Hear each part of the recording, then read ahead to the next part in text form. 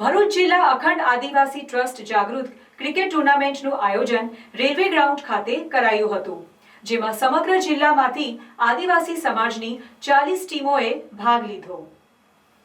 ભરૂચ જિલ્લા અખંડ આદિવાસી ટ્રસ્ટ જાગૃત ક્રિકેટ ટુર્નામેન્ટનું આયોજન રેલવે ગ્રાઉન્ડ ખાતે કરાયું હતું, જેમાં સમગ્ર જિલ્લામાંથી આદિવાસી સમાજની 40 ટીમોને ભાગ લીધો।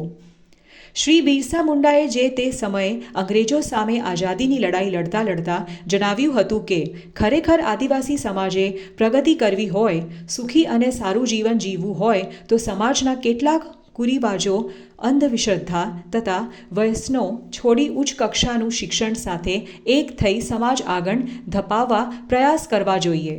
ત્યારે ભરૂચ અખંડ આદિવાસી ટ્રસ્ટ દ્વારા જિલ્લાના આદિવાસી યુવા જાગૃત ક્રિકેટ ટુર્નામેન્ટનું આયોજન કરી યુવાનોમાં પણ સમાજ ભાવના કેળવાય અને આદિવાસી સમાજના યુવાનો એક મંચ પર આવીને સમાજ ઉત્થાનના કાર્યમાં સહભાગી બને તેવા પ્રયાસના ભાગરૂપે ભરૂચ શહેરના રેલવે ગ્રાઉન્ડ ખાતે અખંડ આદિવાસી ટ્રસ્ટ દ્વારા યુવાનો જાગૃત ટેનિસ ક્રિકેટ ટુર્નામેન્ટનું આયોજન કરવામાં આવ્યું હતું।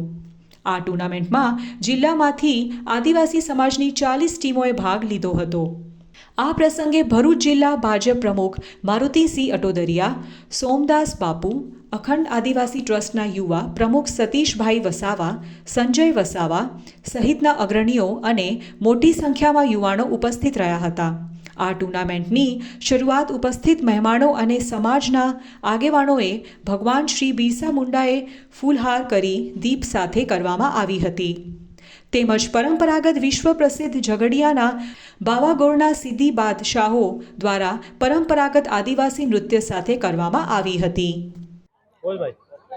હું સતીશ વસાવા, અખંડ આદિવાસી યુવા ચેરિટેબલ ટ્રસ્ટના પ્રમુખ। આદિવાસી યુવા જાગૃત ક્રિકેટનું ટુર્નામેન્ટનું ભરૂચના રેલવે ગ્રાઉન્ડ પર ઉદ્ઘાટન કરવામાં આવેલું છે।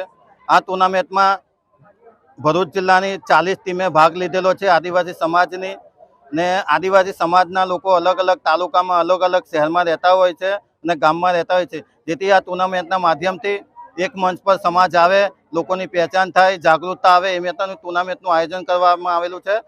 જય જોહાર, વંદે માતરમ, ભારત માતા કી જય।